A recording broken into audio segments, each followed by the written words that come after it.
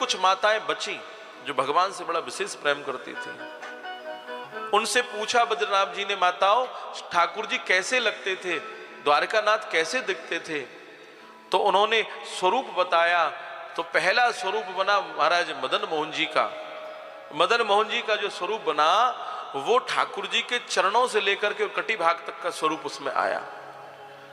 उन्होंने बताया कि ये ठाकुर जी के चरणों से लेकर के कमर तक का स्वरूप साक्षात कृष्ण का है।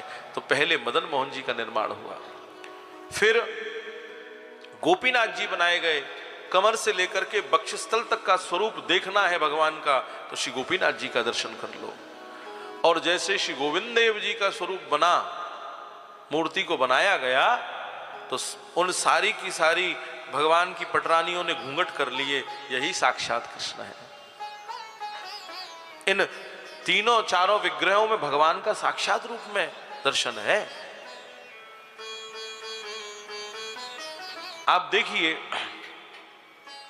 राधा वल्लभ बांके बिहारी राधा रमण तो स्वयंभू प्रकट है। ये राधा वल्लभ जो है भगवान शंकर के हृदय से प्रकट है। मैंने आपको पहले दिन सुनाया था, आत्मदेव नाम के ब्राह्मण तप करते थे, उनको प्राप्त हुए। बांके बिहारी स्वामी श्री हरदास जी को प्राप्त हुए और गोपाल भट्ट गोस्वामी जी ने तप किया तो ग्राम शिला में से राधा रमण लाल प्रकट हो गए। ये विग्रह हैं, इनकी सेवा है। ये ऐसे ठाकुर की हम और आप लोग दर्शन कर रहे हैं। ये साक्षात विग्रह हैं, साक्षात रूप में प्रकट हैं ये, और इनकी बड़ी रक्षा करी है। मुगल समय में महाराज इनको छुपा करके रखा गया, बड़ी रक्षा करनी पड़ी। कितने लोगों ने अपने प्राणों की आहुति देकर के ठाकुर जी के इन विग्रहों की रक्षा करी है।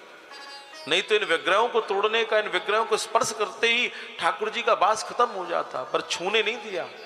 हमारे बड़ों ने इस प्रकार से ठाकुर जी की सेवा को, ठाकुर जी के भाव को संभाल करके रखा।